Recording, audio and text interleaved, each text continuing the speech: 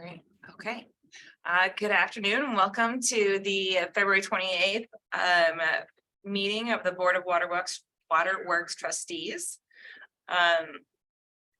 We'll go ahead and get started with our agenda today. The first thing on it is the consent agenda, which includes the minutes from January 24th, 2023 Board of Waterworks Trustees meeting, minutes of February 7th, 2023 Planning Committee meeting, the minutes of February 14th, 2023 Finance and Audit Committee meeting, the financial statements, the list of payments for January 2023, summary of CEO approved expenditures in excess of 20,000, and our next meeting date of March 28th, 2023. So moved.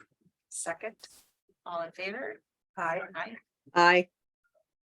Next, we have our public comment period. And we're happy to have the Stowe Foundation here to share more information about what they've been working on and some designs for the park. And I'll turn to Graham. Yes, that would be great. I'll start. Okay. Do something here. Just give me a second. I just have to figure out how to do this. So, as many of you know, after Bill Stowe passed away, this board had discussion. We had discussion in the community. We had discussion with a lot of different people, and Amy Beattie and Liam Stowe and I and others got together and we started a conversation about how to further Bill's legacy.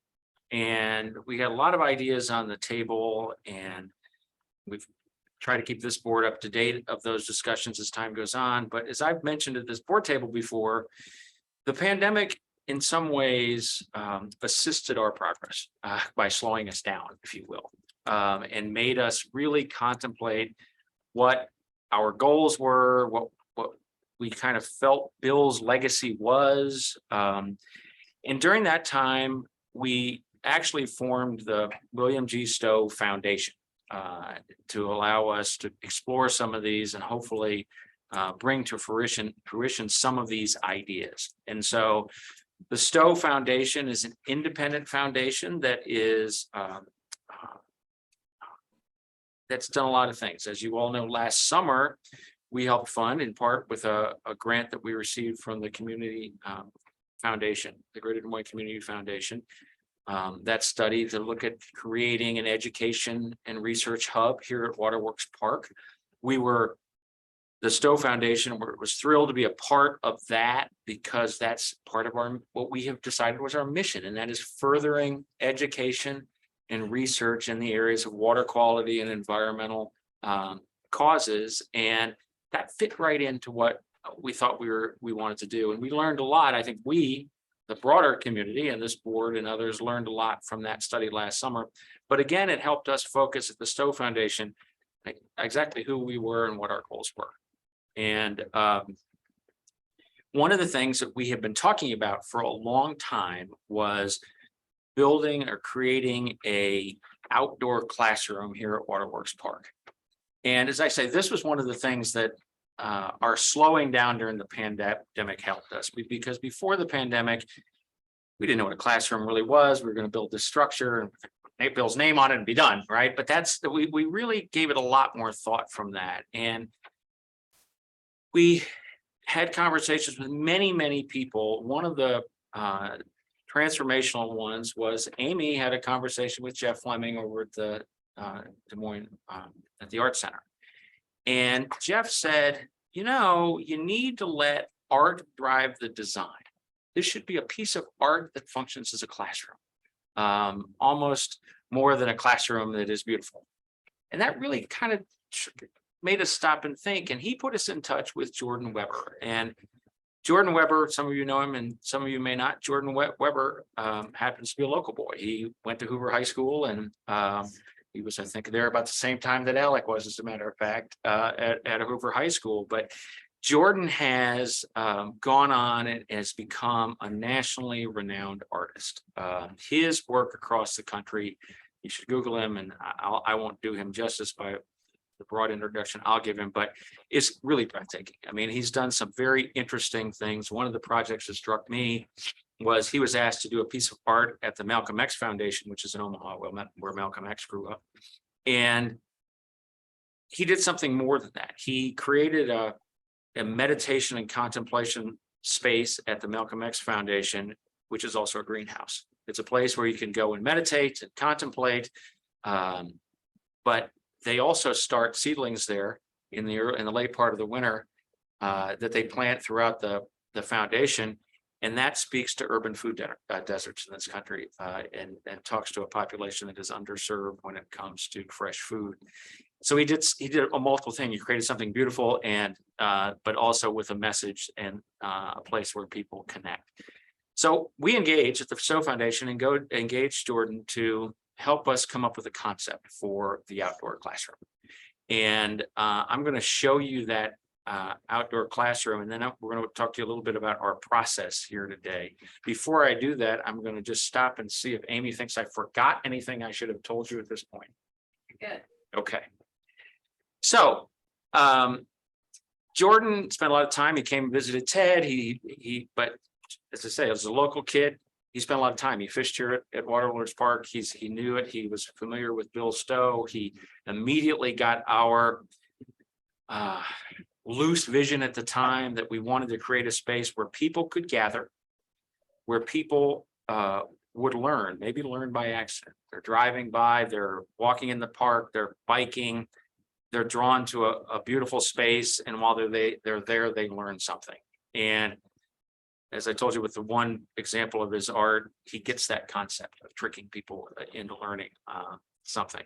So he came and he toured Waterworks Park, and many of you have seen this display that's over in our filtration building. That this kind of was his inspiration piece, if you will. And he took that, and what I'm going to show you is I'm going to walk you through kind of his process, if you will. He created some renderings for us of this concept, and it's going to change a little bit as you see it, but I really love this idea, and you'll have a brighter one in a minute to look like. But to me, this struck me as a giant soil sample, if you will, one of those soil samples that a scientist would come in and take, pulled it up out of the ground, possibly 20 feet tall, maybe 30 feet around.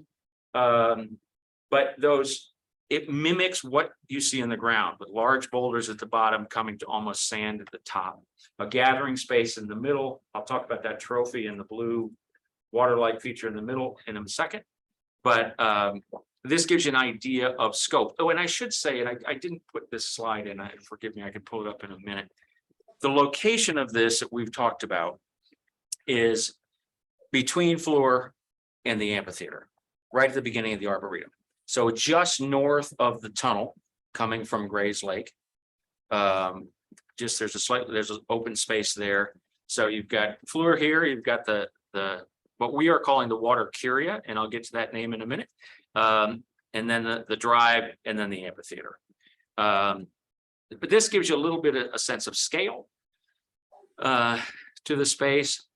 A little bit of an idea of what could happen inside. Again, we want this to function as a classroom. So students could come in, and then maybe there'd be a row of raised seating around the outside where students could sit. An instructor could stand in the middle, or vice versa. Students could sit on the floor, and the instructor could stand on the side. This planter, which Jordan likes to call the trophy in the middle, don't get too hung up on the height of it. We continue to talk about this. Right now, it's pretty high, kind of looking like a water spout. Frankly, the more we talked about it, that could be like the bouquet of flowers on the wedding table that you can't see around. And so we may lower that as time, to make it so that people could sit on it. Again, a teacher maybe even stand on it, but you could see over it from other side. So don't get too hung up. We're in a conceptual phase on that. In the planter in the middle, again, conceptually, could be planted native Iowa plants, something to teach people about what Iowa used to look like. And on the sides, right now in this conception, there's an opening on either side, and those blue features on either side conceptually could be a water feature, So there could be some sort of a calming water sound where water is circulated and recirculated in that spot. Or they could be something that mimic water. They could be blue glass that looks like water as opposed to actual water. Again, just stick with me because we're still in the conceptual phase. This gives you a little bit of an idea of the scale of it again. And a lot of the things that we're talking about here have to come back, or everything we're talking about here has to come back to education. So this would be the structure. The second piece of what we would do would be what we call the curriculum. What goes on inside and around this space. So as people walked on sidewalks that would mimic the sidewalks that are already in the park. So imagine something that winds like a river into this structure. We hope that those would be imprinted with historical information. So as you walk along, literally under your feet on the sidewalk, there could be information about the gallery system, about waterworks history, about lots of things yet to be determined. Those would wind through. We would also develop, and I'll get to how we're going to do this in a minute, or hope to do this in a minute, but we would develop signs that would look like the signs that are in Waterworks Park, which I think are beautiful that the Park Foundation developed. But they would be different in the fact that they would be changeable. We would have a way to change the content from time to time so that every time you visited the park or the water curia, you might learn something different. And so we're working on that concept. One of the ideas that I give credit to Laura, and she's sitting back there, and I was talking to Laura, and I like this story, and I wish I would have known it when Bill was here, but the staff used to keep track of some of the words that Bill used. And they actually had a file folder from time to time, and they would write down Bill words. Well, this really struck me as, it's funny because it's Bill, right? But also, what a great thing that maybe we should incorporate into this space. And so that blue floor that you see in there is supposed to mimic water. And one of the concepts we have is we would etch that floor with words, and we would use some of the words from Laura's file, the Bill words, but we'd also sprinkle in environmental words and other things. The purpose of that being, when students and others are here, they could have journaling exercises where they could pick words out of the floor and write things that are about Bill, or frankly, about the environment, but in Bill's memory. But so here's a little look over top. I'm going to speed up because I don't want to take too much of our time, but we're working with a really innovative and smart team that we've gathered together. And from a construction standpoint, we've worked through a lot of processes. In Jordan's initial design, that stone wall would have been encapsulated in like a polycarbonate, a really heavy, clear material, and the stones would be inside of that. Talked that through, and we really decided that that was problematic in the fact that that might not age well. It could scratch, you could get water in there, you could get algae, a whole bunch of things. So we really wanted the natural rock to be outside of that. And so the concept now is to either cast on site or bring in precast pieces of concrete and quite literally stick those stones to that wall like you would a fireplace.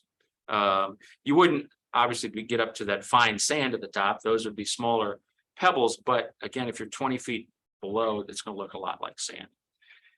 One of the other things, as we've talked about this concept a little bit, was safety. And that initial design that you saw a minute ago had two openings, one on either side. And there was some concern that creates a very enclosed space. Even though we have good security here, bad things could happen in there.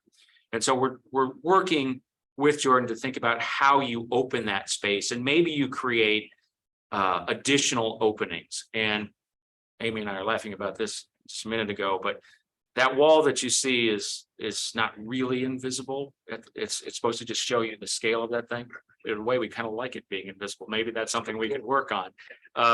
But this kind of shows you the possibility of creating 4 openings as opposed to 2, which I actually think adds an interesting and beautiful dynamic to the original sculpture that might work. But again, all of this is a work in progress. And our next phase, before we come to this board for approval of anything, we hope to spend this summer gathering together a team to work on that education component.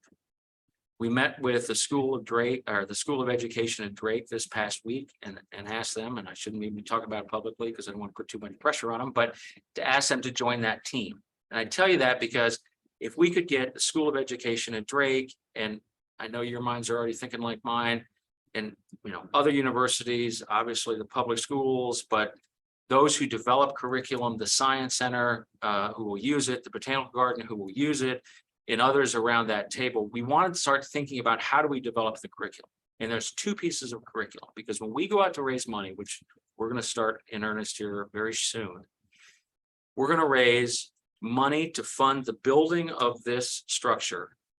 And then what I call an endowment, a second piece of that, which is not only going to pay for the upkeep of this, but more importantly, the changing of curriculum, both that static curriculum that is around the outdoor classroom, but we also want to create a curriculum that we send out to students throughout Iowa, whether they ever come to the Water Curia or not, or if they're coming to the Water Curia, they learn something, and when they're here, they add on to it.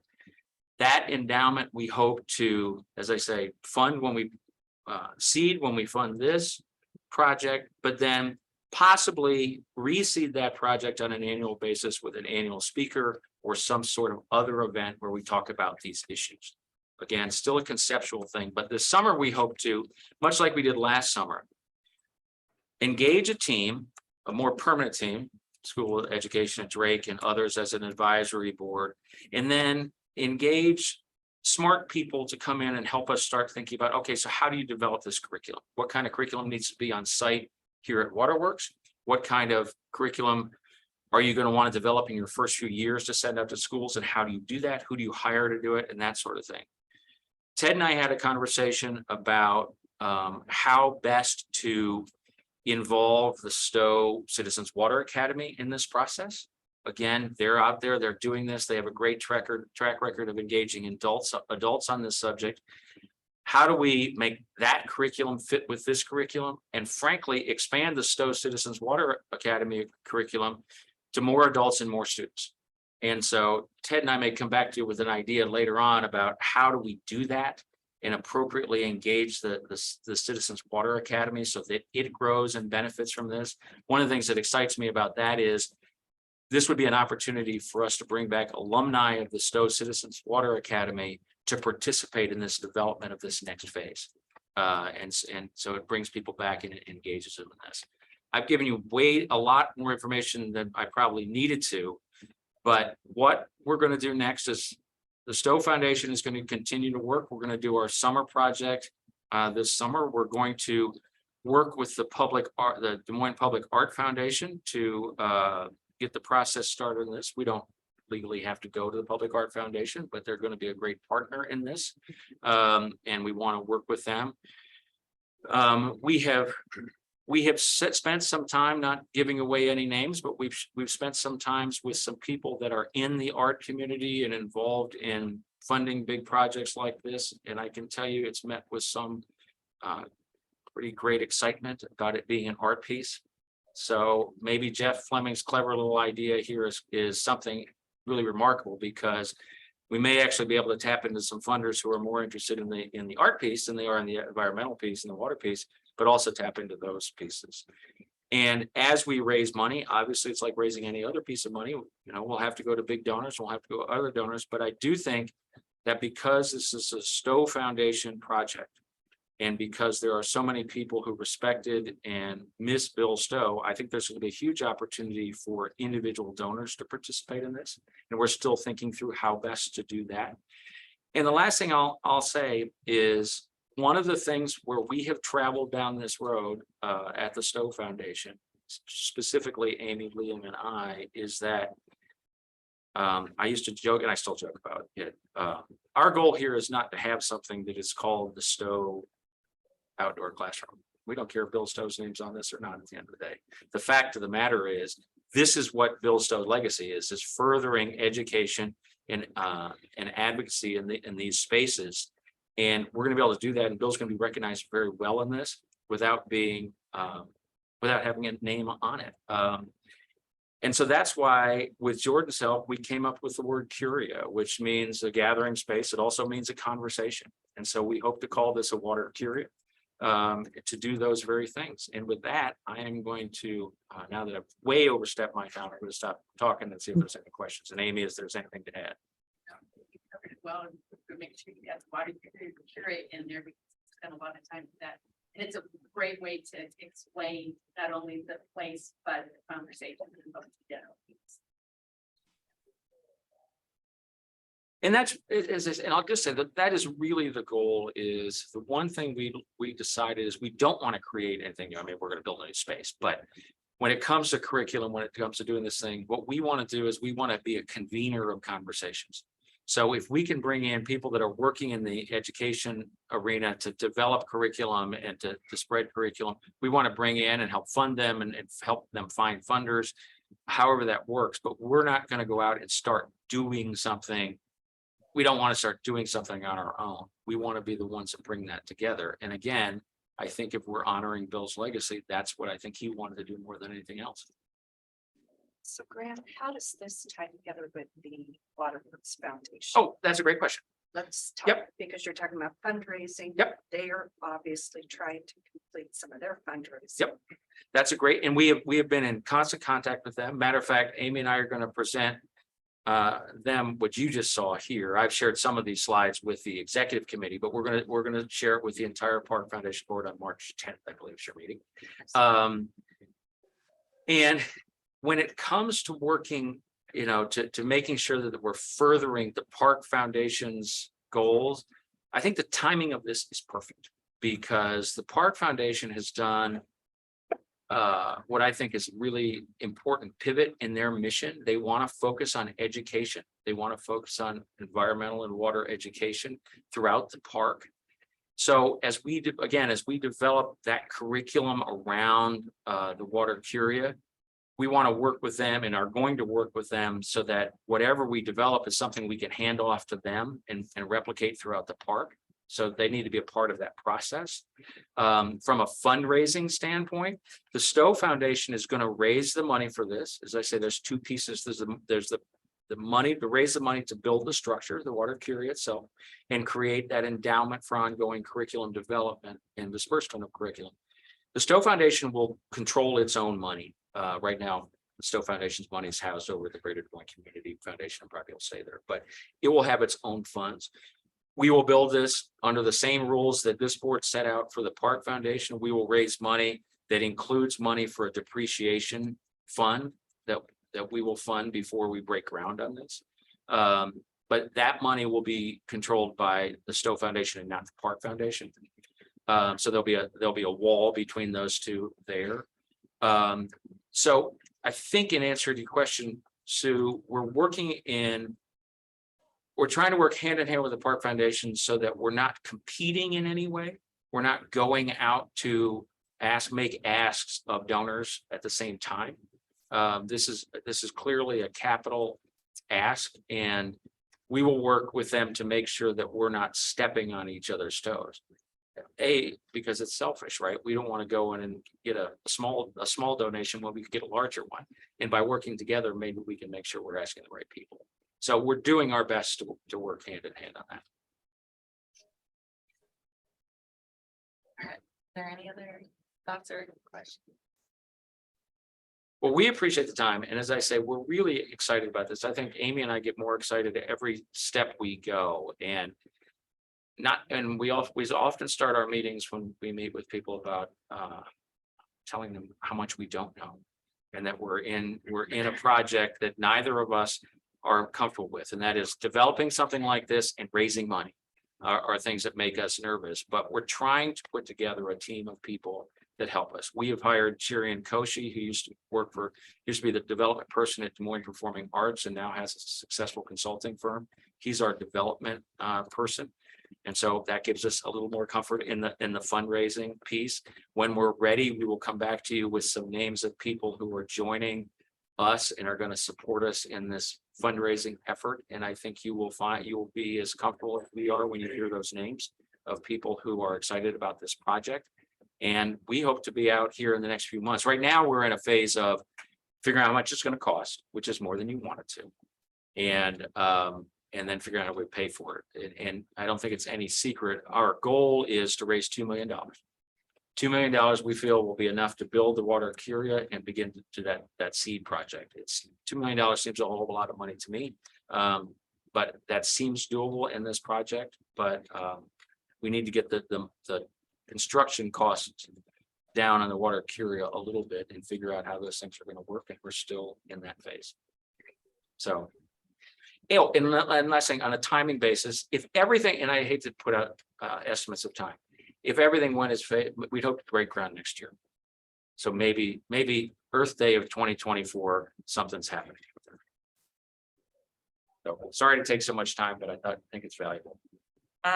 No, every time I've talked to you about this project, I can feel the passion coming off of you and Amy as well. And I appreciate you coming to be here today as we share this project and hear more about it. It's something that, like you said, it got started a while ago and we've heard pieces of it. And I think we're all excited to kind of see the design that you presented today and watch what happens next. I just want to double check if anybody else has any other comments. And just to be clear, we're very mindful of the process. We will come to this board with the final design, and this board will make a decision on approval of everything from where it's actually sited and to how it's funded. Great, thank you. Appreciate you guys sharing that with us today. Amy, anything else? Thanks for coming. Thanks, everyone. Yeah, Grant, the only thing I would add is just happen to know that Jordan's 20th high school reunion is going to be happening at the beer garden this summer, because it also happens to be my 20th high school reunion.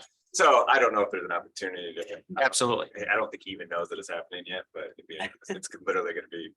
He said 20 he is feet going away to be from back this summer. I both can't remember sites. why he said he's coming back, but he's coming back for a project this summer because he's currently living in New York. Mhm. Jordan last year Jordan did a residency at Harvard, and this year he's at Yale.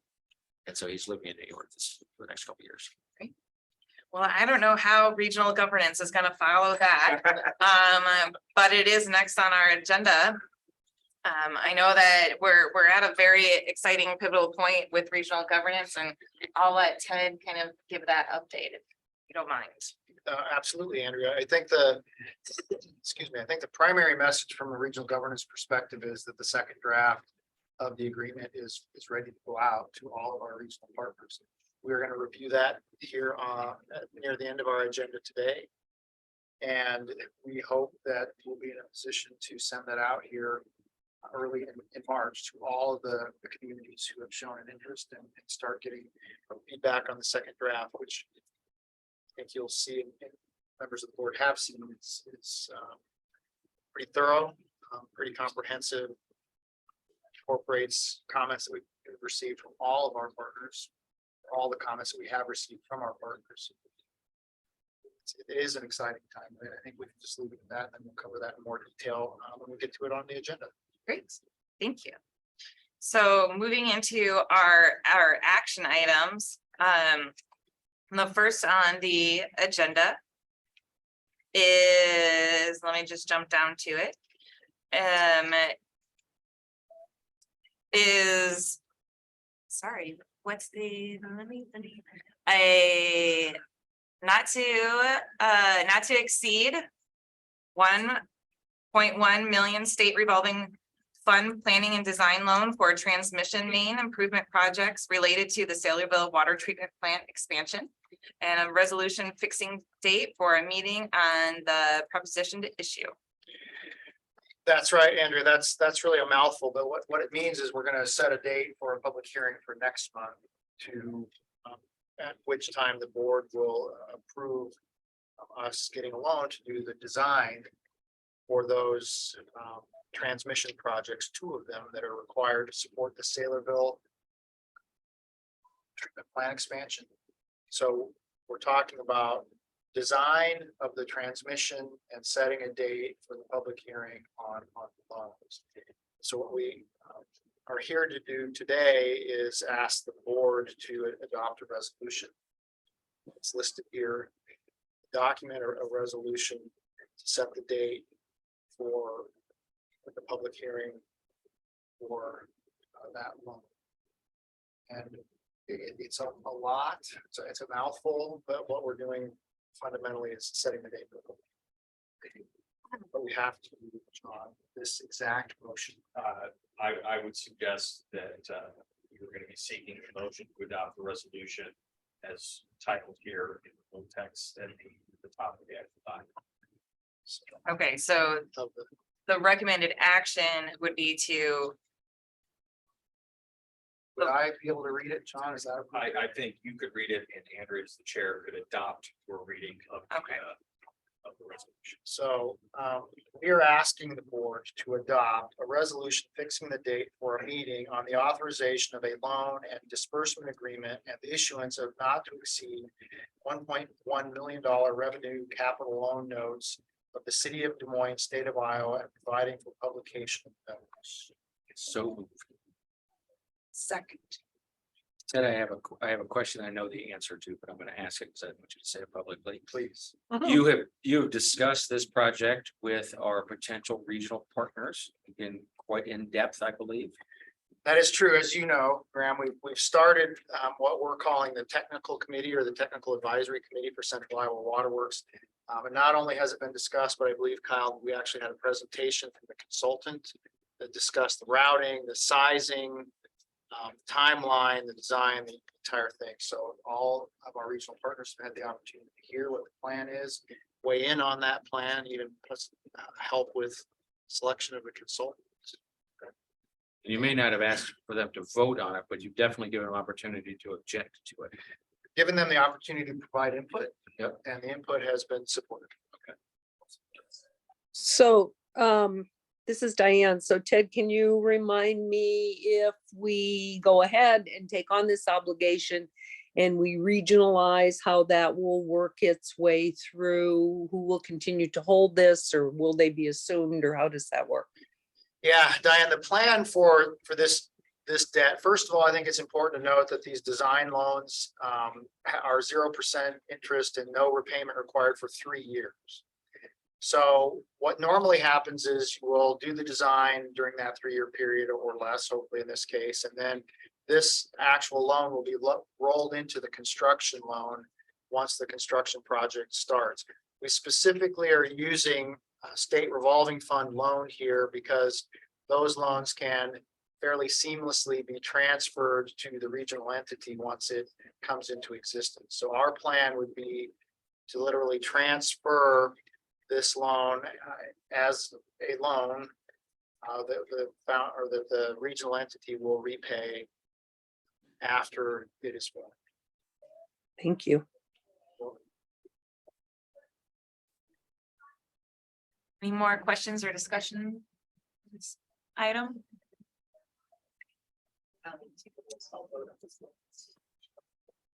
Ready? We're ready. Let's go ahead and vote. Bolton? Did we have a motion and a second? Yes. Okay, thank you. Yes. Davis, Yes. Gillette, Yes. Hubbard, Yes. Bunce. Yes. Okay.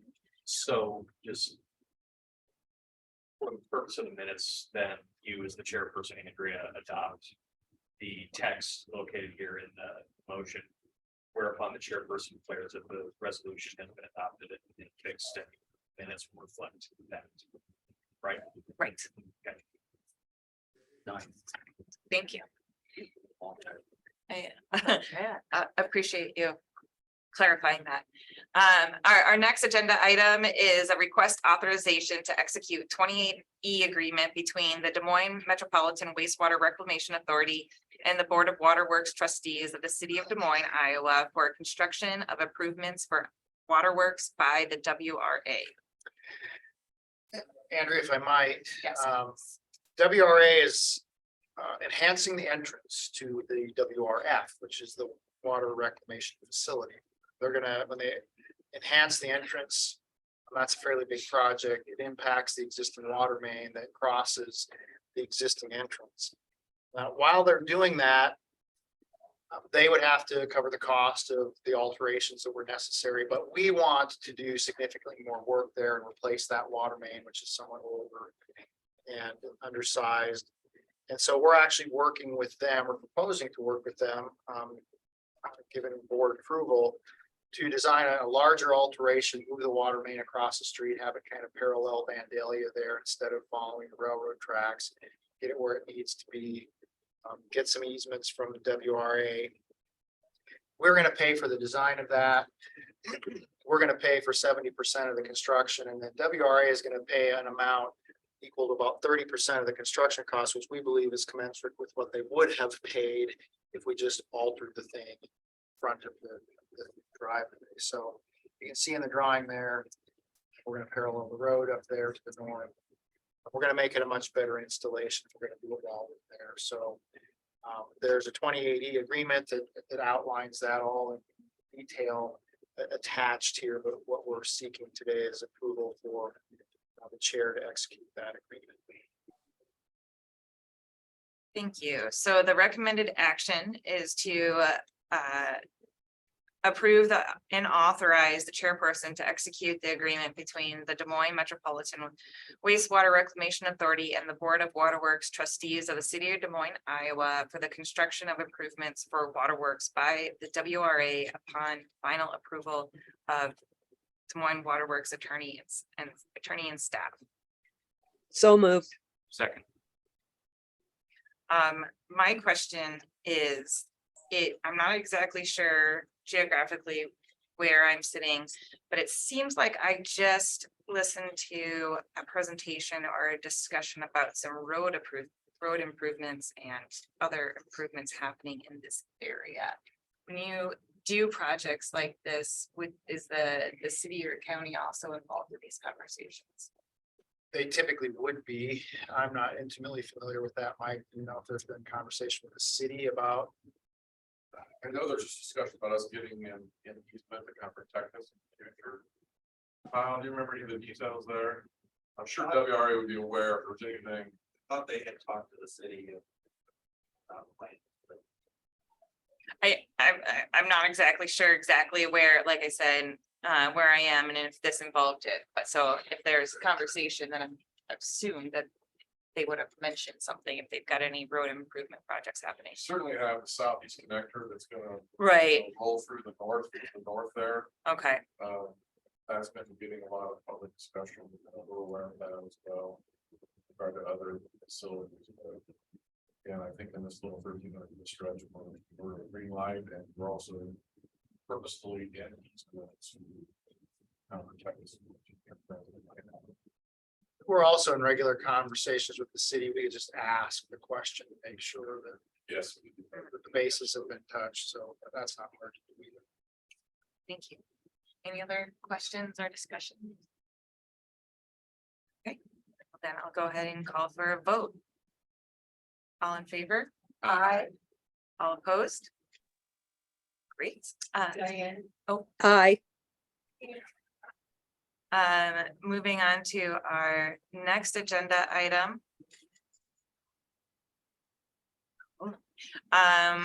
Request authorization to execute the First Amendment 28E agreement between the City of Des Moines, Iowa, the Board of Waterworks Trustees of the City of Des Moines, Iowa, and the Des Moines Waterworks Park Foundation for construction and funding of the Floor Drive Trail Underpass project. This has been a lot of folks have spent some time in figuring this out.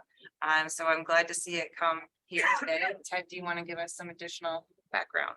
I do, Andrea. We've had a number of agreements with the Park Foundation for maintenance, construction and whatnot. The memo actually does a nice job of kind of laying that all out, but this specific, the agreement that we're specifically amending with this amendment is the one for construction of the underpass. That was joint agreement between the City of Des Moines, Des Moines Waterworks and the Park Foundation. The Park Foundation has some outstanding payments that they need to make to the city.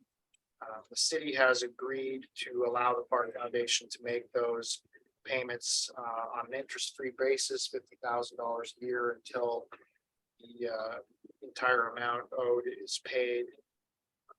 In fact, they've agreed to forgive the last $540,000 that is owed if the Park Foundation can get the rest of it paid.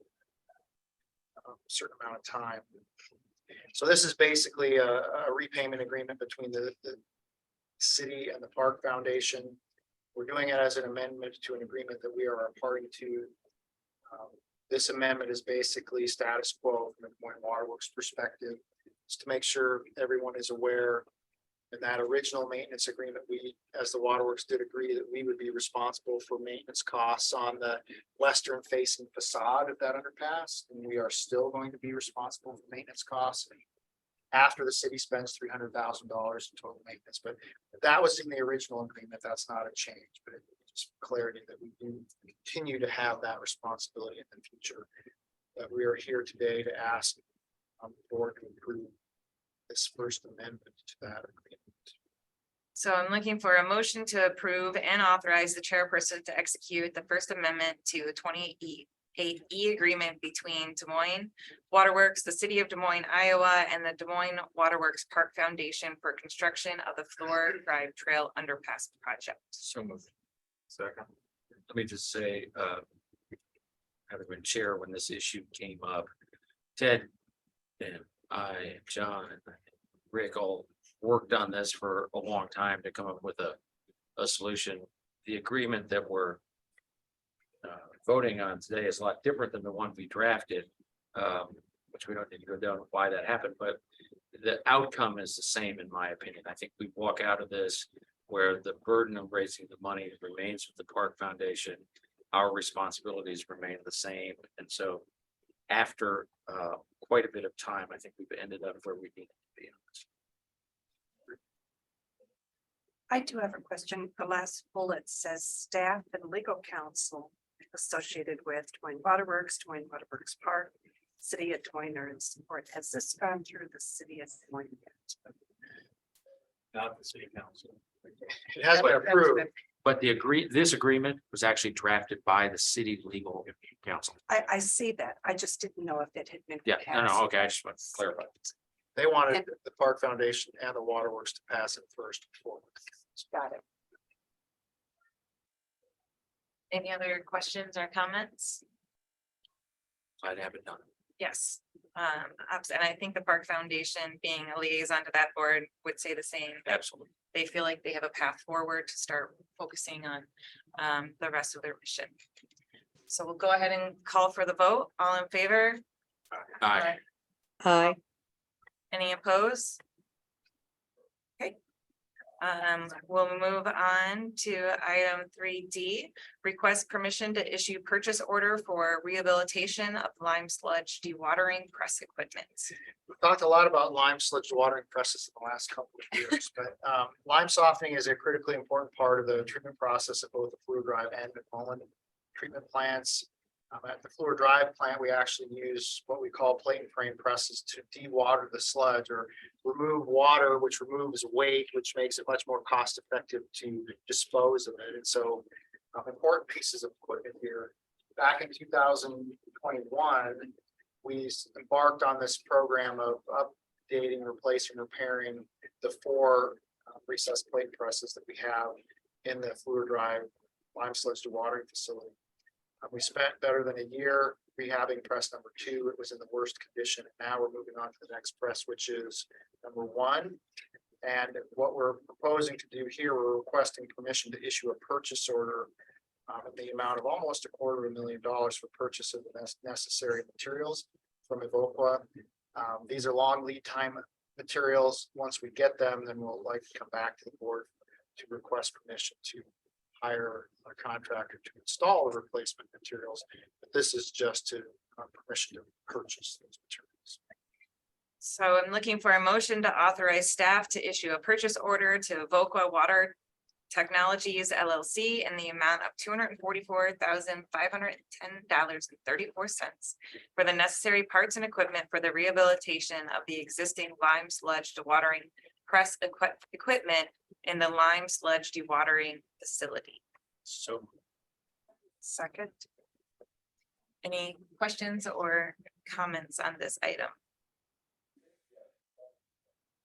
All right, we'll go ahead and call for the vote. All in favor? Aye. Aye. Any opposed? Moving on to item 3E, the award of 2023 treatment basin #1 rechaining contract. Treatment basin rechaining here at Fluid Drive is something we do almost every year. The board may remember that we tried to rechain this very basin a year ago, but we got one bid and the bids were above estimate. And so we did decide to reject that one bid. So now we're back with a revised estimate. We're pleased that we got 2 bids from contractors who've done the work for us in the past. The low bid is from Waldinger, who does a lot of work for us. We're pleased with that. Ask permission to award this contract to Waldinger. So I'm looking for a motion to award the 2023 treatment basin #1 retraining contract to the Waldinger Corporation in the amount of $239,200 and authorize the chairperson and the CEO and general manager to execute the contract. So, second. Questions? Just compliments to the staff. I mean, $240,000 less by waiting. I think we were in a period of time then when everything was really high. So nice job. Not sure who I'm looking at that made that recommendation, but thank you. We adjust the scope, burn rash. Walk back, kind of adjust the scope.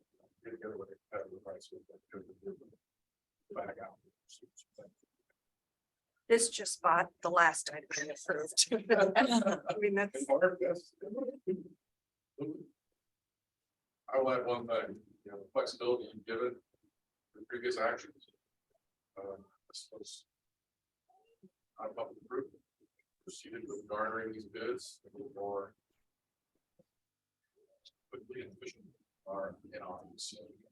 Beginning with the That's great feedback to hear from knowing how making those adjustments are paying off. Thank you. and that's part of the recommendation, Lindsay, right? She's getting kudos at every meeting. There's a trend. Any other questions or comments?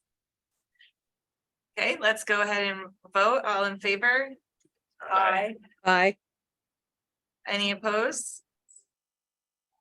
Moving on to item 3F, the McMullen High Service Pump Building HVAC and roofing upgrades. Yes, Andrea, we've got an electrical room for the high service pumps at the McMullen treatment plant. And over the years, we've added variable frequency drives in that room. And because of that, those changes, the existing air conditioning unit isn't able to keep up. So we're here today to award a contract to not only upsize the air conditioning unit there pretty significantly, but also to redo the roof on that part of the building. We have to interact with the roof to do this HVAC work, so it only makes sense to do the roofing work while we're there as well. Engineering specifically, Lindsay put together a package and got some pricing here. Good pricing. We had 4 bidders on this. We got good pricing here too. A little more than the estimate, but certainly reasonable. And we would ask that the board award this contract with Broadway Mechanical. This is a public hearing. Okay, so this is a public hearing, so I will open the public hearing by, I guess, repeating the agenda item. Is that correct? Awarding, or sorry. Clarification, am I reading the agenda item again or the recommended Yeah. action? No, I think you're open public hearing for. Okay, opening the public hearing for the McMullen High Service Pump Building HVAC and roofing updates.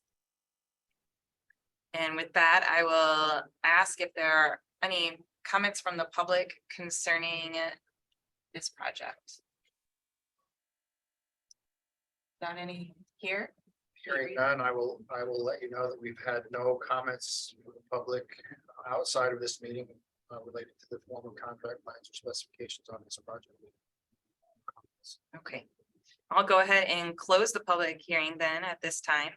And I'm looking for a motion for adoption and form contract plans and specifications and estimated costs. So In second. Okay. And now we're doing an analysis of the bids. you have to take a vote on that. Oh, okay. That's any comments or thoughts there? Hearing none, we'll go ahead and take a vote for that. All in favor, say aye. Aye. Aye. Any opposed? Okay, now, looking at to do an analysis of the bids received. Yeah, Andrea, I got a little ahead of myself, sort of analyzed the bids already, but we did receive 4 bids. As you can see there in the document, the low bid is a little bit above the estimate, but we feel these are good prices and we recommend that the board award it to Brockway County. Okay. Just because as I'm newer to the process, when you look at something like this, there's 4 contractors listed there. Are these all people that we've worked with in the past because they're all reputable bidders in this process? I recognize all the names, but I'm gonna ask Mike to be more responsive to that question. I would say it's 2 of these. Not 3. We would. Just an evaluation here to make sure we're comfortable with the selected contract.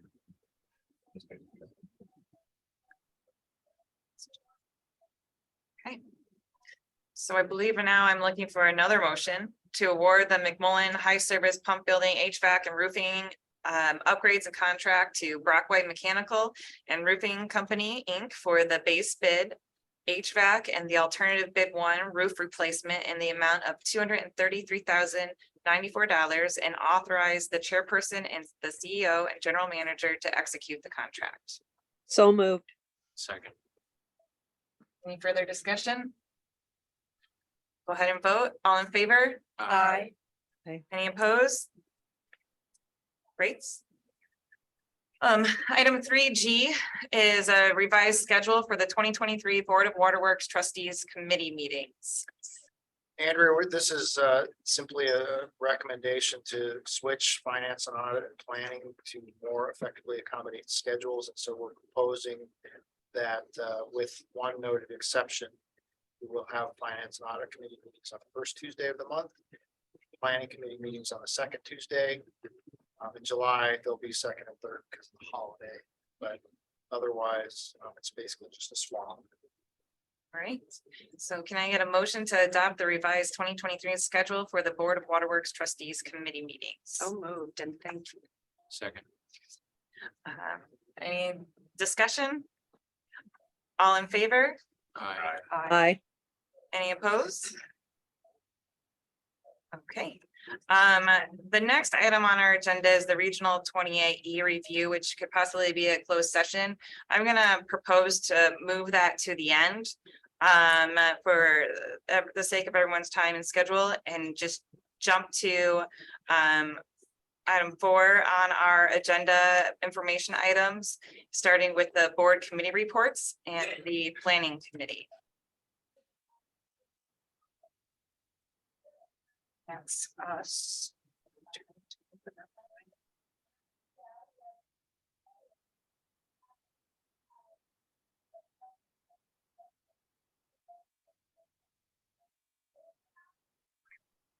Remember, it was, I thought it was a very interesting conversation regarding the bottle study that Yes.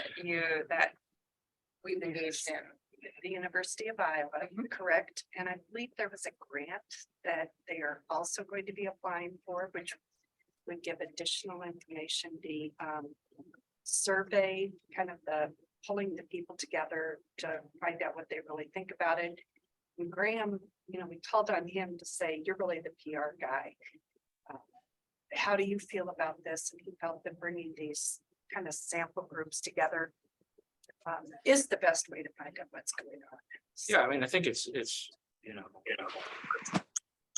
time well spent to do the research to find out, people's opinions on this thing. And I was very comfortable with their approach. I think the focus group testing in this type of on this type of subject is beneficial. You have the opportunity to kind of dig deeper than you do and say any type of a polling type of alternative with people. And I think that's where they need to go with this. So I think they've got a great team. I look forward to results. You know what I thought was interesting about it too, was they were talking about different cultures and how some do not have confidence, some cultures do not have confidence in government. You know, because of what's happened in the past with lead pipes, et cetera. And I've seen a lot of commercials on TV that are being delivered in Spanish regarding bottled water, and I wonder if that doesn't all. Anyway, just It the is. the conversation at the meeting, then I've started to be more aware of, what do you mean? We don't all feel the same about bottled water versus tap. That's a very interesting topic. I think that the research will back that up. You know, we live in a community here in Des Moines, a very diverse community where a lot of people have moved here from other countries. And like Sue just said, their trust of public utilities and the government is a lot less. And it's insidious is the word that I want to use, but the fact that these bottled water companies do target those populations, the populations often that can least afford Right. buying bottled water, but then they buy bottled water because they don't trust it. I think this information has been valuable, and back to where we started in today's meeting and in the Stowe Foundation, one of the things that we want to work on at the Water Curia is that type of public outreach. And I think that's one of the things that we work with Ted and the Citizens Water Academy, so that we bring people into the park to enjoy the park and nature, but also hopefully reach out to those communities that don't understand what we do here at Waterworks and that it's trustworthy. And so that developing that curriculum to reach populations that may not be native English speakers or what have you is going to be very important in that process. And also the development of that curriculum that we talked about. Some of that curriculum may not go to schools, but it may go to community centers and others that we develop on when it comes to water education. What they're learning from the focus groups that they're doing in the Moines is just absolutely fascinating.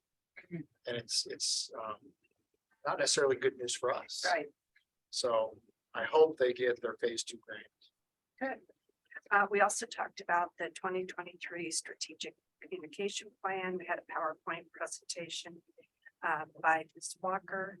And I think that PowerPoint was made available to everybody. Yes. They were available through that. And then Ted gave an overview that he and Ms. Terry had presented, I believe at the legislature and to a couple of committees now. And so that's all good news as we continue to try to spread the good word up there. I believe that's all. Finance and audit committee. Well, we had first meeting with me as chair, and it was an easy one because it was just a report out. It's full investment management on their economic outlook, which they get paid to do. So I think the biggest things is probably most our team would know inflation has been something we've been dealing with in the economy for the last year. Where that we go from that is still probably TBD, and anything from a mild recession to economic growth is all on the table. One thing it did make me think about is something I guess I'm just not personally aware is I don't know, in a recessionary environment, what does that impact Waterworks as far as operations and collections? What was 2009, 2010 like here?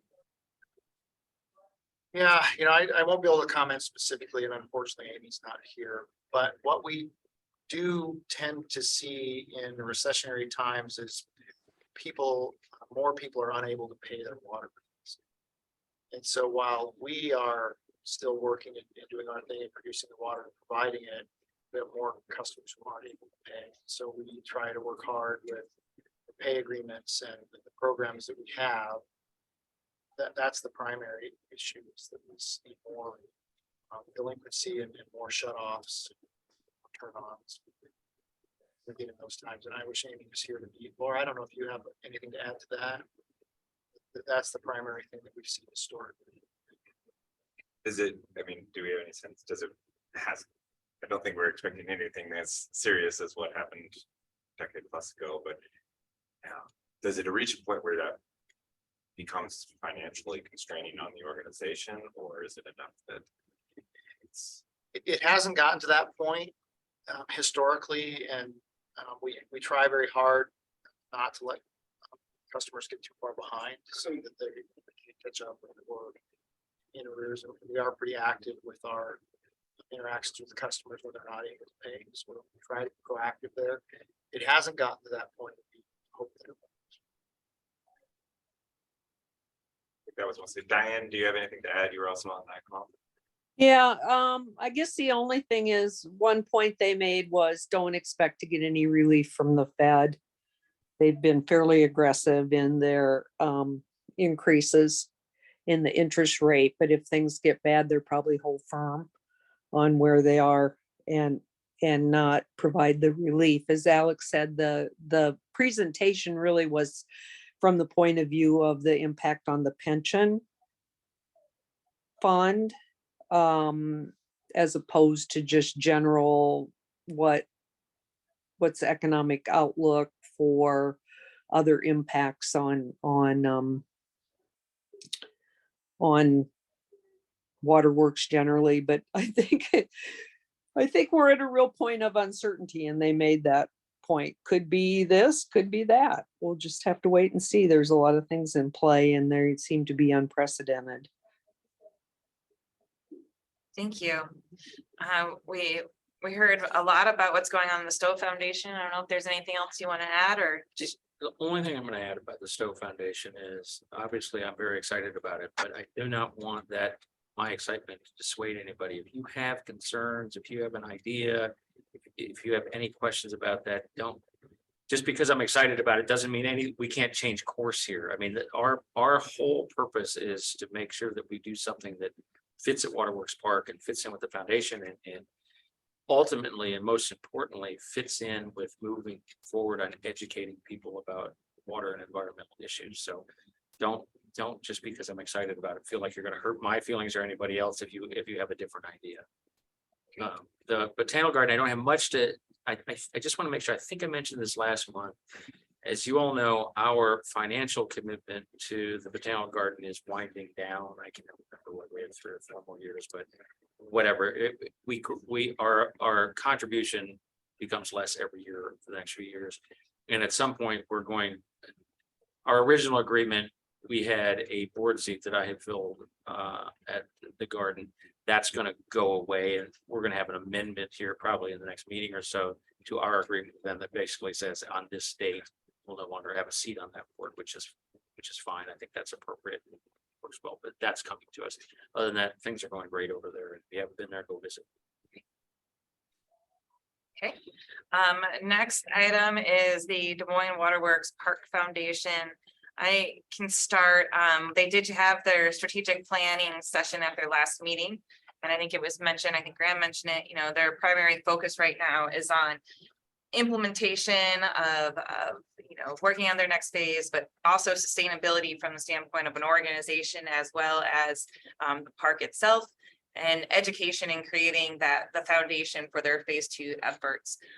So they look at this year really as the proving year, that now that there's no more COVID, hopefully there's no rain or flooding, that this will really be the year that they can put their vision and plan into action with concerts and revenue generating and being able to move forward with the next phase of the park and the educational component. The other thing I might mention is a big thing to note is that RAGBRAI is coming through this summer. Probably one of the biggest days of RAGBRAI, if not the biggest day of RAGBRAI in history. And it's all going to take place right here in Waterworks Park. So I'm going to go ahead and just give a kudos to staff for pulling that off. However that turns out, that's going to be a big undertaking. And then, we noted we had the city agreement already in our board packet today, but I'll turn to if Pat has anything else to add. I don't, you captured it perfectly. And Mike, if you have anything else you want to add as well. Operational focus. Yes. Andrea, I do have a question on that. Great news about RAGBRAI. Also, I've heard stories about after they have ridden through what happens. So are we protecting with, you know, structural insurance from them. Any issues that would happen, damage to the land, damage to the grass, damage to all these great investments that have been made in Waterworks Park. Great question. I know, our staff, kind of discussion. With the Foundation on how to coordinate the bond right here, but those detail, I think. Double check on. I don't have. Want to stay in the right place. Is there actually like a lease agreement that happens with RAGBRAI? What is the, I think this one might have a couple wrinkles to it. I mean, I think we're gonna officially have some sort of, event agreement with them. Which will likely touch the bases there, but I believe the. And the foundation is also coordinating, we coordinating directly with RAGBRAI planner as well. Is that true, Kyle, or? Yeah, we just started meetings last week with them. It's very early in the discussion. We're working with the Park Foundation and RAGBRAI. Park Foundation is taking a big role in this organizing, letting it happen, but we are working with them to make sure operational challenges. We are expecting probably the most people in the park that we've ever seen. Yeah. During the RAGBRAI and. so John, is that, you know, I mean, is this, we'll be a signer to the rental agreement, do you think? Probably, but keep in mind too, we also have sovereign immunity as an organization. So, you know, there are certain protections that the waterworks enjoy regarding what goes on in the park. So we'll have to look at exactly what RAGBRAI anticipates utilization part is going to be, what their experience is for how these events go in other places. So could we, over the next few months, I mean, this is gonna be a very big deal for us, maybe have an information item on anything that's being done on the planning for RAGBRAI, just to highlight so we understand what's happening. I like that idea. And will there be, I mean, I want to know, is there going to be a bond? Yeah. Will there be, you know, a financial protection for the park? You know, I'm very excited that they're coming. I said something to a friend about, oh yeah, I'm gonna have a team stay in my yard. He said, I did that in Emmitsburg. Don't ever allow it to happen. And so I'm thinking a team, let alone all of these people coming into Waterworks, and I just don't want it to come back and say, well, we didn't think anything would happen, but look what did. They tore down X number of trees and damaged the, you know, any of the structures. I mean, insert name of any one of them that's cost millions of dollars. So Jen, can we have this come to the planning committee like in April or May, whenever it's appropriate? Yeah, we'll work on an appropriate timeline, Kyle, for having Jess and maybe the Park Foundation come. You know, you will recall that RAGBRAI stopped here and stayed in the park not too awful long ago. I don't remember the exact date, but there are big differences between that event and this event. Number one, they camped here and stayed here, but all of the festivities were downtown. right. This year, the festivities are going to be here at the amphitheater. And number two, that was the 42nd RAGBRAI, and this is the 50th anniversary of RAGBRAI. And they're trying to have, you know, the big day be this day between Ames and Des Moines, which will land here and stay here. So it's a big deal. And we have been in conversations already, as Kyle said. We're already talking about how are we going to maintain operational stability while there are 100,000 people potentially in the park. We're already looking at that. We're already talking to RAGBRAI, and we can certainly bring it as a planning committee item. So we keep the board up to speed. I think that makes sense too. I mean, I think bring it to planning and let's just make sure that we all feel comfortable. And even the RAGBRAI folks, I mean, I'm not thinking so much about Parks Foundation group. I'm sure they're just as concerned as we are, but we're the big board. And I think we need to make sure we protect them. So, you know, asking the RAGBRAI organizers to come so we can ask some of these questions for a presentation. I want it to be a wonderful experience, but I don't want us to be paying for years after this with grass that's torn up, I don't think it's too much to ask for. I mean, this is going to be the biggest event of what is probably RAGBRAI's biggest year. And so asking, the RAGBRAI organizers to come, I think you're on the right track. I think it's highly appropriate. We should ask. I'd like to get the city involved. I mean, I don't want anyone to get killed going across the street. I mean, I just think there's so many safety considerations with having that many people, so.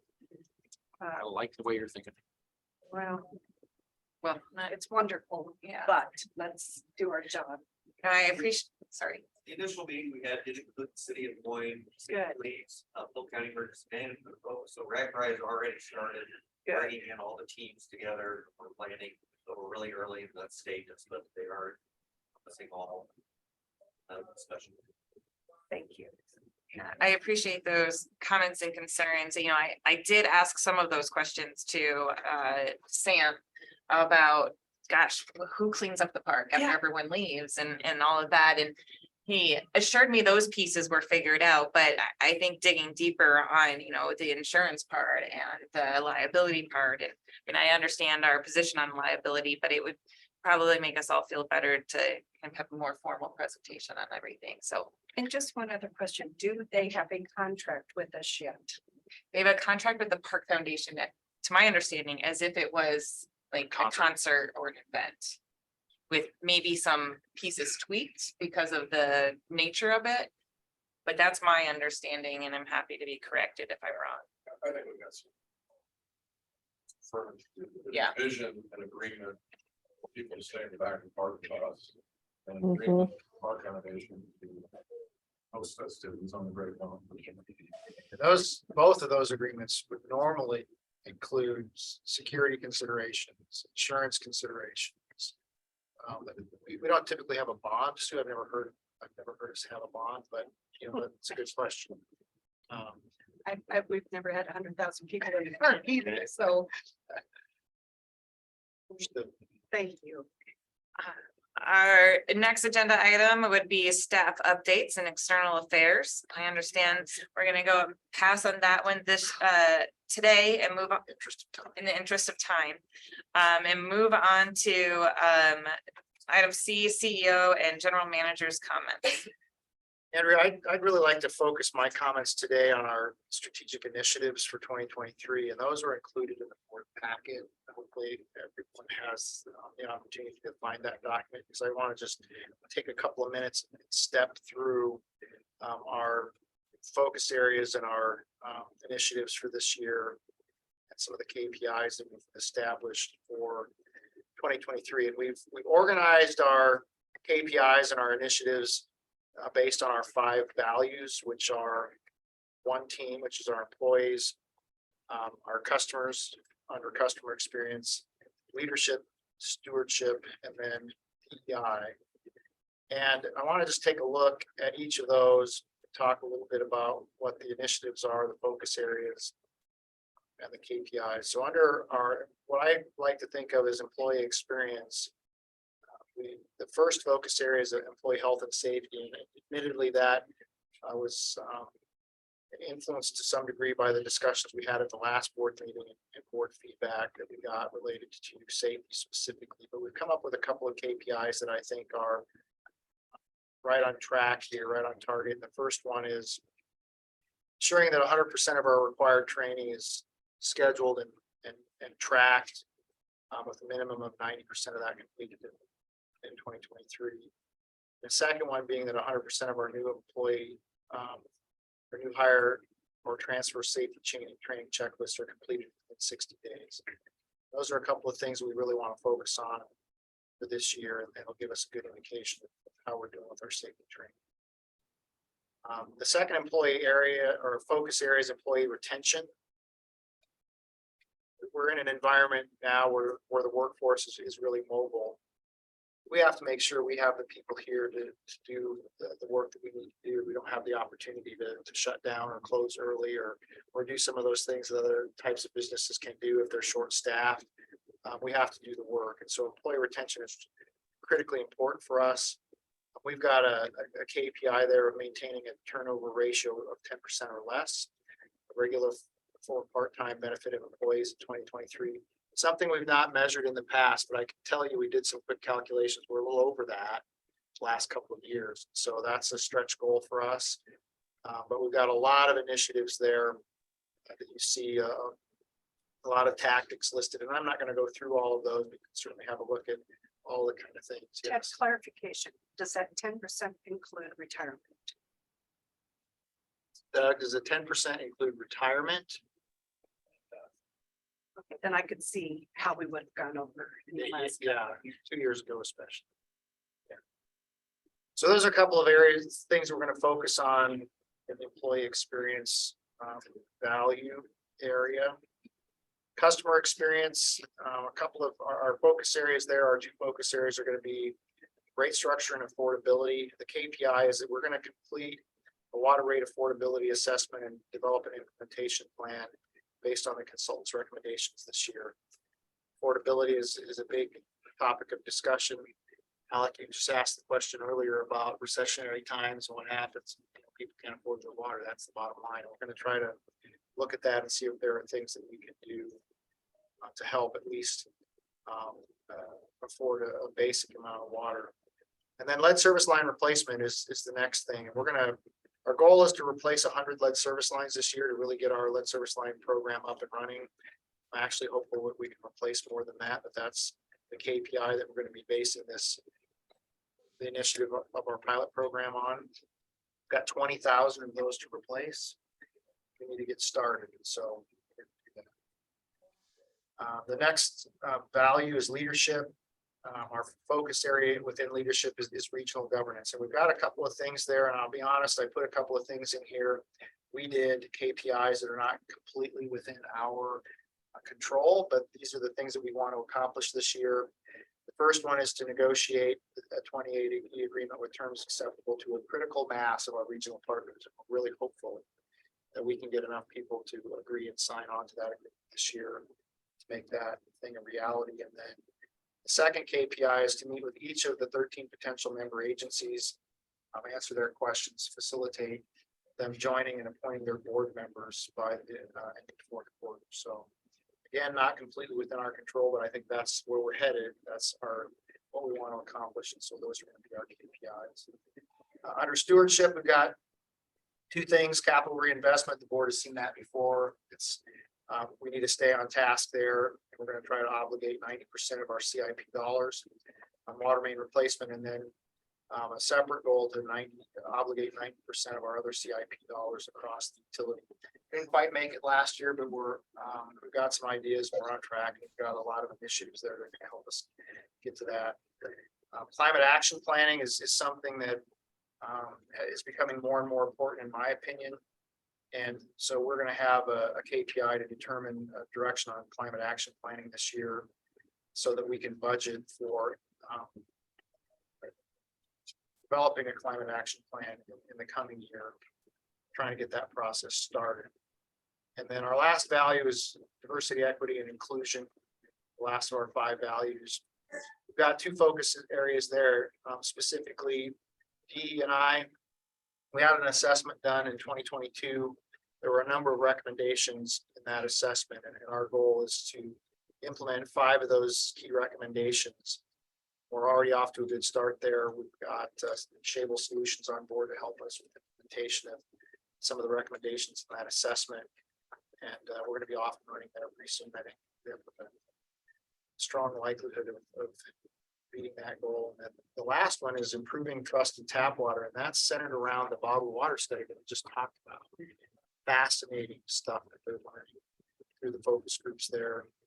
And we're going to identify 2 interventions, and they call initiatives that they want to launch to impact perception of bottled water. They call those interventions. And we're going to identify 2 of the interventions from their recommendations and try to get those implemented. Try to get 2 implemented this year to help improve trust in tap water. That's going to be a fascinating project. I'm really hopeful they get the phase 2 grant, but that still needs to be seen. So the next page is the tracker that you'll see in the board packet each month. It will just show our progress on each and every one of those 13 KPIs. But I feel good about those initiatives. I'd be interested if the board has any questions or comments about it. This Go is ahead, Diana. I'll start. I have a couple of questions about the first initiative. Can you go back, the employee experience? I mean, Yes. I appreciate that that is listed first in light of the comments that we had.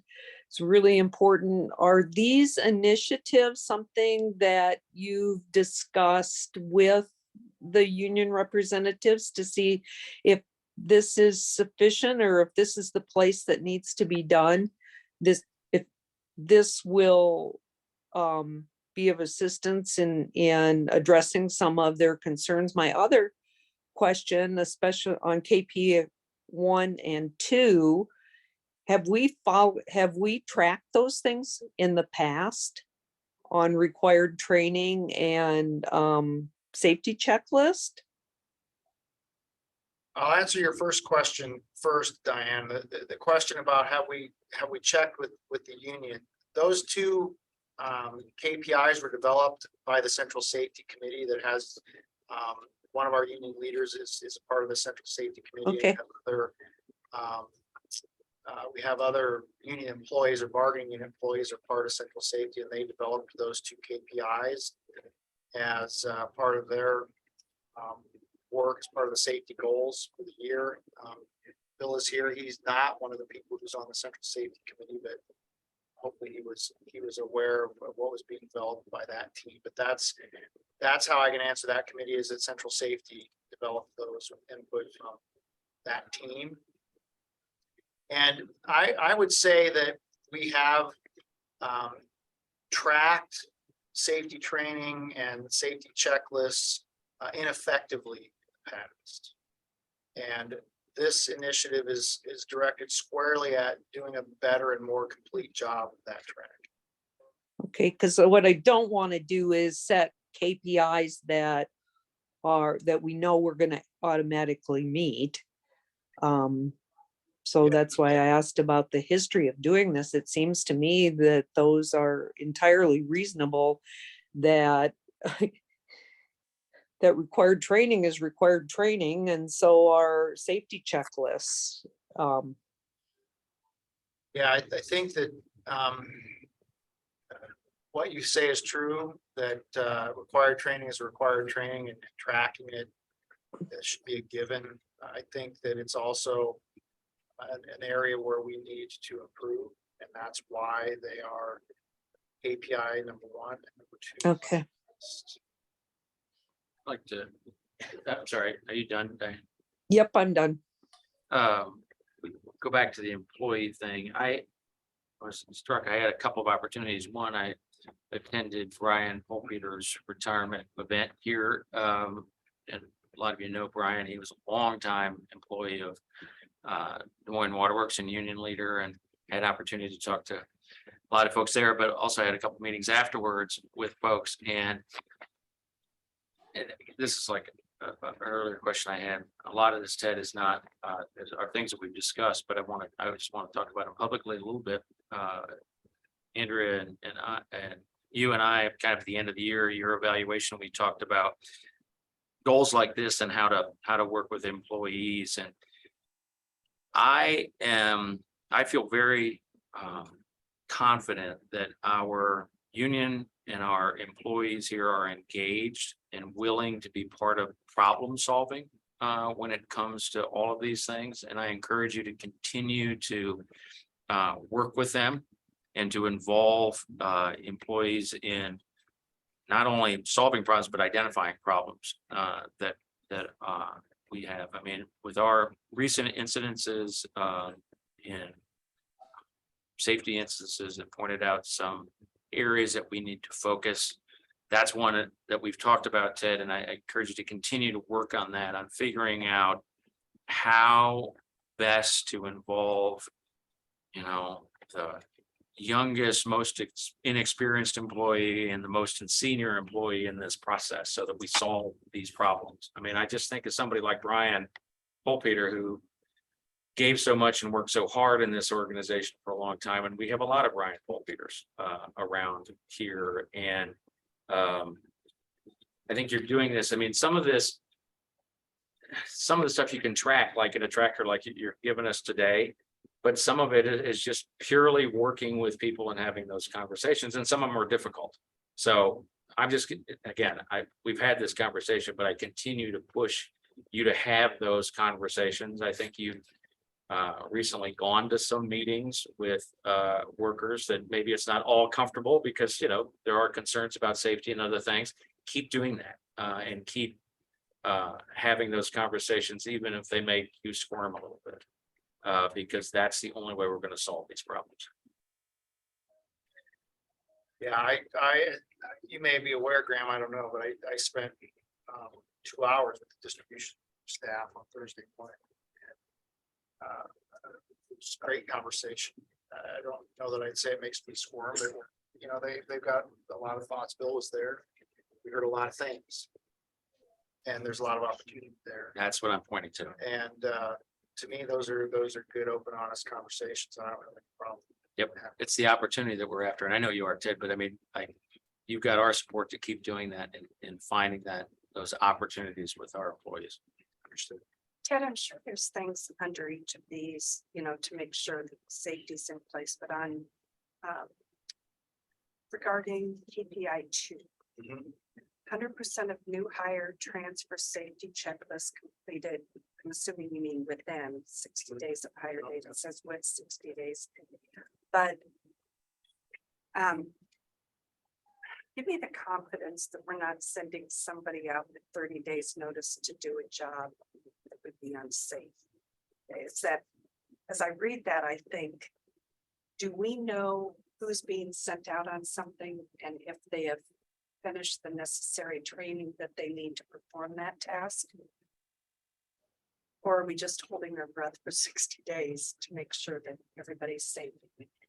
I just want to make sure that we're not, I mean, if we have to pull them in out of the field until that's completed, let's shorten it up to 30 days or whatever we need to. But how do we know before we send a crew out if there's a new hire out there that hasn't been through a necessary safety training for a job they're going to have to perform? Yeah, great question, Sue. And I'm probably too much in the weeds on that, but I see 60 days and I think, well, yikes. you know, the bottom line is there's a lot of training that needs to take place. And not all of that training can be done in the first day or first Right. week, or even the first month. And so 60 days is a target to ensure that the 20 or 30 trainings that they need to have can happen. All of them. It's a supervisor's responsibility to ensure that the tasks that they're giving an employee are tasks that they have the knowledge, skills, and experience to complete. And not every task that they're going to do has a specific safety training associated with it. Not every thing that they need to know can they learn in training. There's a especially some of these field positions, it takes years to even encounter all the situations that you're going to encounter that could be have a safety concern associated with them. So the new hire these new hire and transfer safety checklists are giving them the minimum foundation they need to work safely. Then it falls to the supervisors to ensure that they are assigning them to work with somebody who has the training that they need. You'll see a tactic that's listed under KPI, selected field/technical safety trainer by the end of Q2. That's a new position that we're going to implement to help ensure that exactly what you just asked about is happening. And if somebody is going to go out and they have a question or a concern or they need additional training, that there's a person whose responsibility is to do that. We simply have so many new people that we are seeing challenges in getting them up to speed on every single thing they need to know. And so we're trying to provide resources for newer people and encourage them to use those so that they are comfortable asking for help if they have a question or asking for additional training if they need it. When I see 90% under KPI 1, that seems very low to me. If these are required training sessions, but we're going to allow 10% of the workforce to not go through them, that's how I'm reading it. Yeah. Yeah, and that's, That doesn't understandable. say we're behind. I mean, that doesn't say it's required. That's an optional training. Or strongly encouraged. Perfection is a challenging goal. We want everyone to be assigned and scheduled in this training, but if we have a trainer come in and somebody is sick, they're not there. That's the kind of thing that falls. But we're also looking at resources and opportunities to videotape those trainings now. Mhm. We have discovered, I would say, through this process and our investigations that the HR software we use, which is called NeoGov, it has the ability to, it has a whole lot of videotape training. So there are literally hundreds of training sessions that we can assign. And we're experienced with that through another software called Safety Skills, where we get these safety trainings assigned to us in their video. And they're usually short and we can watch them. But NeoGov actually has functionality within it where we can record a safety training like that, load it into NeoGov, and then assign it to people who weren't there on that day. Right. And then they can go and watch the video, and we can even embed questions in that, and they answer the questions, and then they check the box. That's something we haven't had in the past, and so it was more difficult to ensure that somebody had a training if they were on vacation or they were on that day, something like that. I mean, this is something that I'd love to see HR take over and come back to us and say, because of this, we are now moving this minimum to 98% and 100% within 60 days after training was delivered or something. But I mean, that should be an HR track thing that we could see at any time. How are we doing on the required training? That's the goal, is for this to be a KPI that's monitored on an ongoing basis. Mhm. I appreciate our investment in putting together the strategic plan and sticking to it and pulling out these items and having an intentional focus on them. Every year, every month, every week. I know that many strategic plans get made and sit on a shelf, and we come back to them 5 years later to see if we accomplished anything or not. And the fact that we visit them so often and have these check-ins, the staff time that goes into it is not lost on me. So I appreciate that work. And I think that what you're hearing from the board is, while all of these initiatives are very important, and I don't want to not give any of them their due, that we're really invested in our employees and our customers, and making those the top two as we move forward and figuring out how to place importance on them matters. So I appreciate seeing them in this order, and kind of leading to that, the next agenda item is the safety report. And I think that speaks to the conversations we've been having and the information that's been shared with us recently, to really be invested in as a board and knowing what's going on with our employees and these trainings and safety and conversation overall. So I believe this is going to be a consistent item in our agenda moving forward, is always having this agenda item of safety report. I appreciate you adding that to the agenda, Ted. If you want to kind of lead us through this first part of it. Yeah. Absolutely. I would offer to the board that this is a draft. This is our first swing at this, and we can update this or include or exclude whatever's helpful to the board. But our goal here is to replace what used to be a box on the front of the agenda that just said how many injuries there have been, with a little bit more information, and we can customize this. Fortunately, Dylan just left, so. Yeah, conflict. Okay. But, you know, I noticed on here, Kyle, I hate to put you on the spot, but I'm gonna. Required training 48% complete. I mean, what is the, I'm not sure I understand that, it's that number and what it represents today.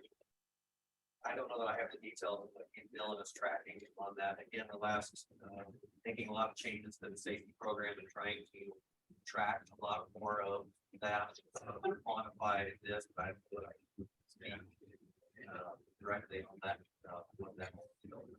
But I think that would be the kind of thing that we can add to this safety report, and we can have it in here on a monthly basis so the board can understand where we are. But I need to understand better what that specific number is. We'll figure that out, but we are trying to provide more information, if we can provide information that's of interest to the board, and this is where it's going to be on a monthly basis. I think that's, I'm interested at some point, Ted, talking a little bit about, you know, field safety, the field safety specialist position. And I don't know what's the appropriate.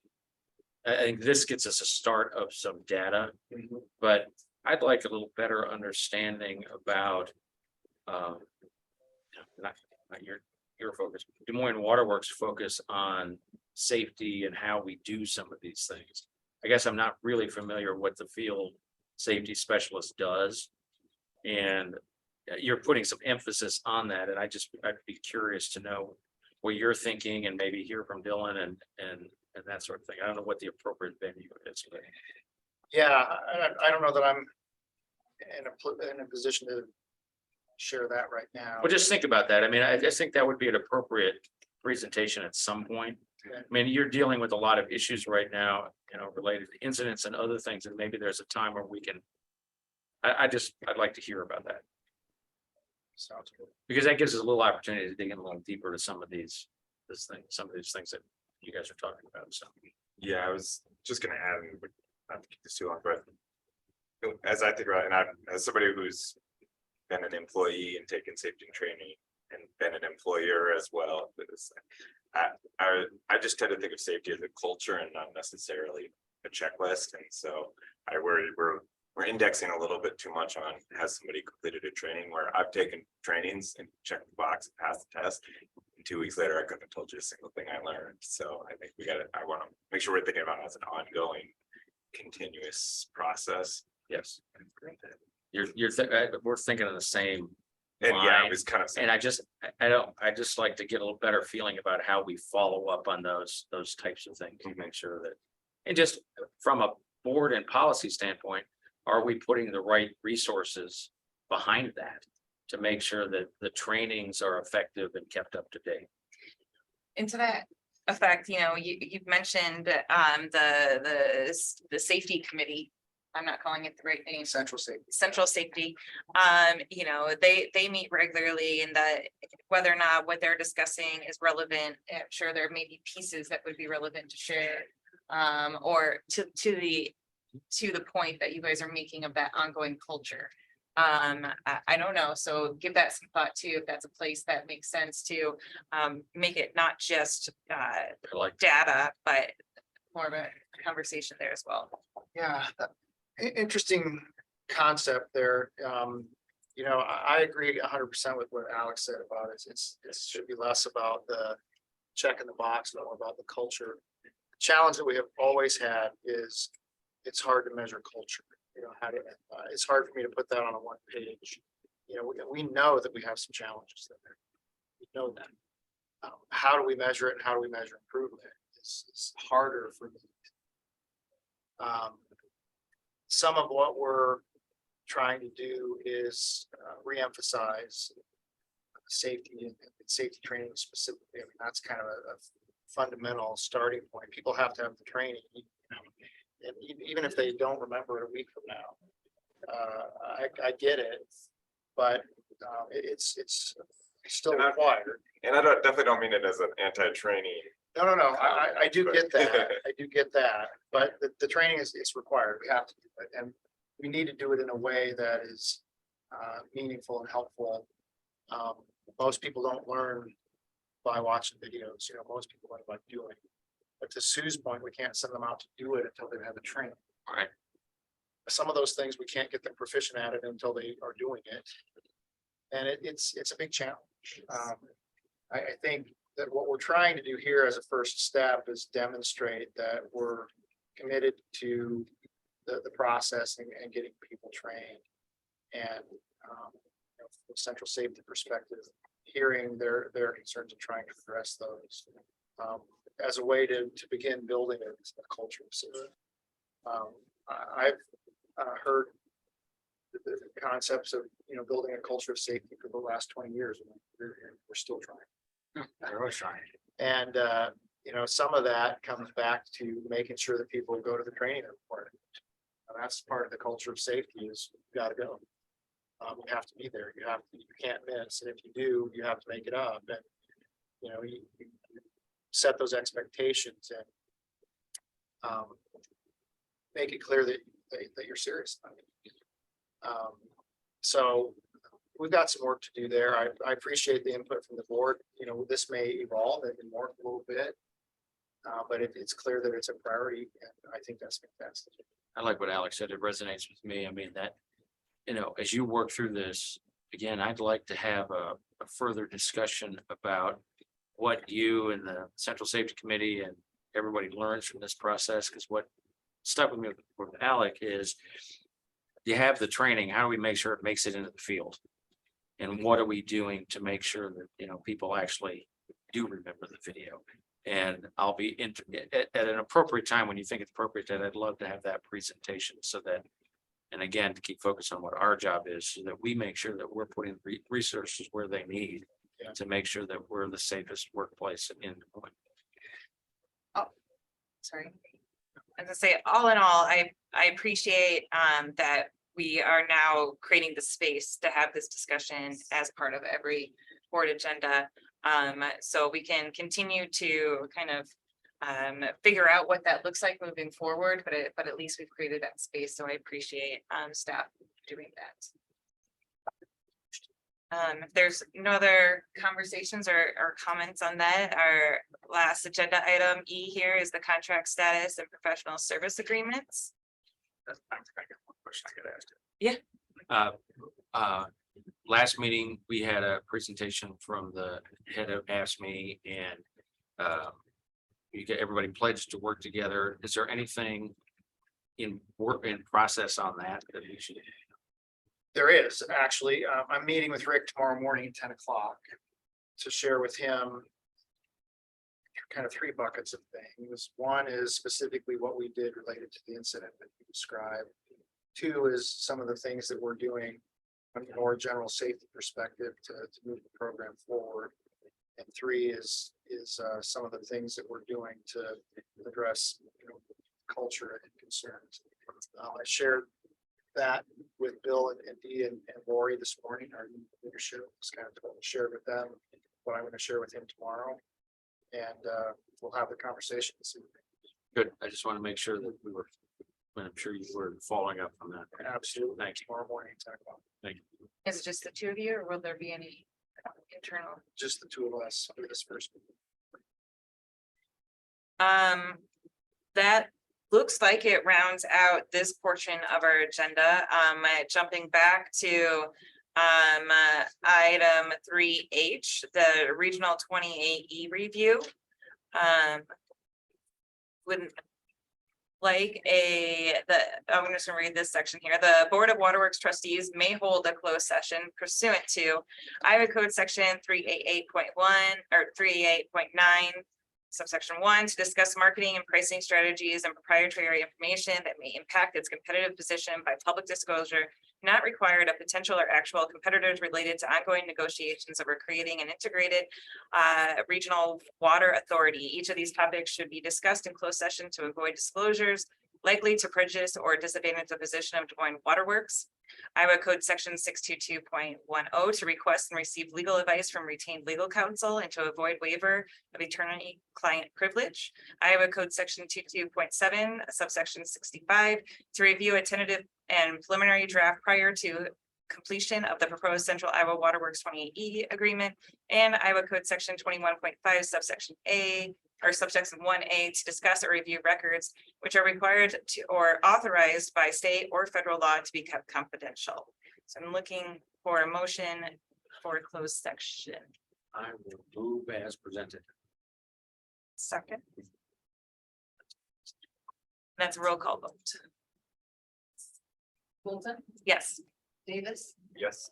Gillette, Yes, Hubbard, yes. Montz. Yes, and just to clarify, when we come out of here, we're not taking any action. Correct.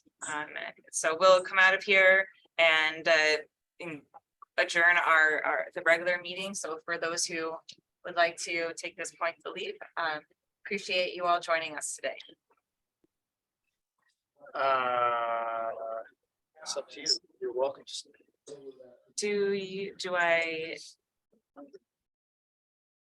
We are coming back out of our closed session meeting. We are not taking any action. Do we have a motion to adjourn? So moved. Second, Second. all in favor? Aye. Thank you. Thank you.